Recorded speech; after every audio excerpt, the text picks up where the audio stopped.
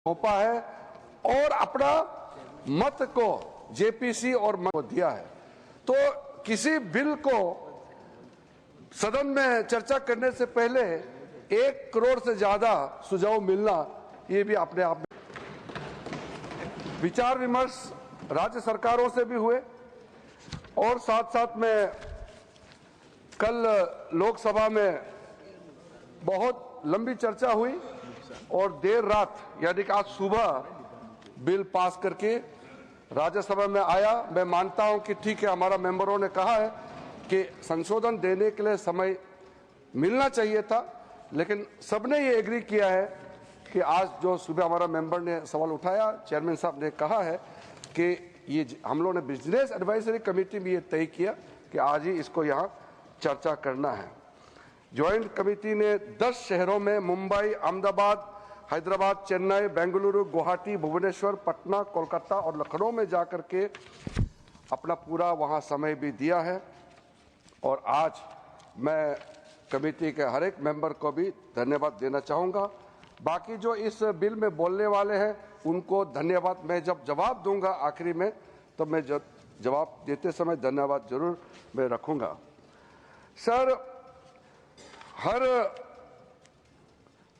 हर व्यक्ति, मैं तो इस सदन में एक मंत्री के रूप में बोल रहा हूं, लेकिन साधारण रूप से ये एक्सपेक्ट करता है कि कोई अच्छा काम करेगा तो उसका तारीफ भी जरूर होगा और खास करके उन लोगों से तारीफ ज्यादा मिलेगा जिसका इसलिए सभापति महोदय जी 1976 में जब वक्फ इंक्वायरी रिपोर्ट को पेश किया गया था, वो कमेटी किसने बनाया था सर? कांग्रेस सरकार ने कमेटी गठन किया, वक्फ इंक्वायरी कमीशन बिठाया। कमीशन ने जब रिपोर्ट पेश किया, बहुत लंबा रिपोर्ट है, मैं जो यहाँ रेलेवेंट है उसको कोट करता हूँ। Misuse by mutawallis and the inquiry committee called out the Mutawalis misusing the authority and power and proposed for steps to be taken to improve the functioning of the Waqf। ये सबसे पहले report आया। उसके बाद में दूसरा जिक्र किया कि इतना केसेस वक्फ प्रॉपर्टी को लेकर के बना हुआ है, लिटिगेशन इतना ज्यादा लंबित है, इसको सरल करने के लिए सरकार को कदम उठाना चाहिए।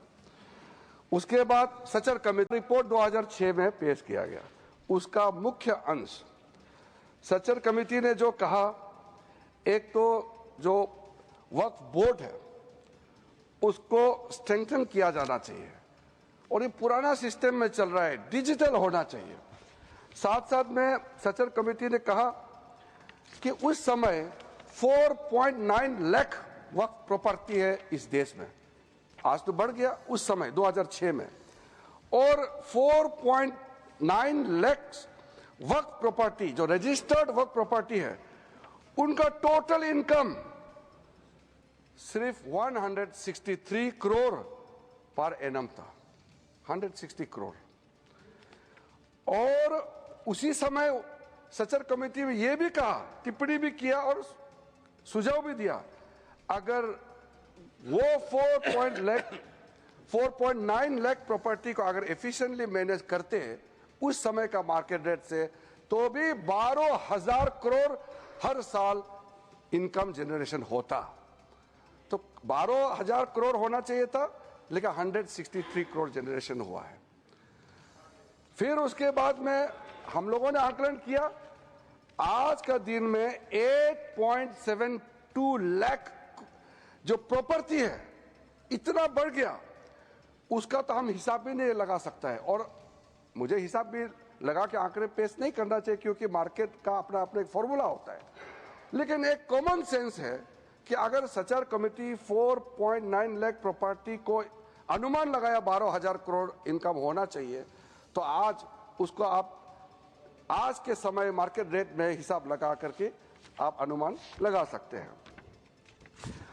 सचर कमेटी ने यह भी कहा और स्टेट वक्फ बोर्ड में और ब्रॉड बेस करके इंक्लूसिव होना चाहिए।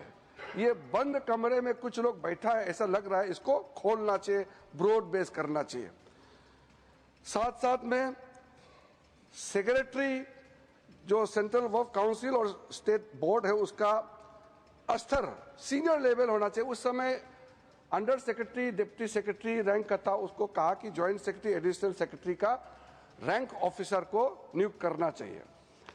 और साथ में सर बच्चों और महिलाएं और बच्चों के लिए स्पेसिफिक कदम उठाना चाहिए। इस सच्चर कमेटी ने उस समय रिकमेंडेशन किया। और उसके बाद एक ज्वाइंट पार्लियामेंट्री कमेटी का गठन हुआ जिसका अध्यक्षता के रहमान खान ने किया। और के रहमान खान जी अल्पसंख्यक मामलों का मंत्री भी रहा है, वरिष्ठ सदस्य थे। उन्होंने फिर पूरे ऑल पार्टी का सदस्य का एक जेपीसी हेड किया, उसमें कई मुद्दे उन्होंने रखे हैं और रेकमेंड किए हैं। मैं मेन वाला को यहाँ पॉइंट आउट करना चाहता हूँ।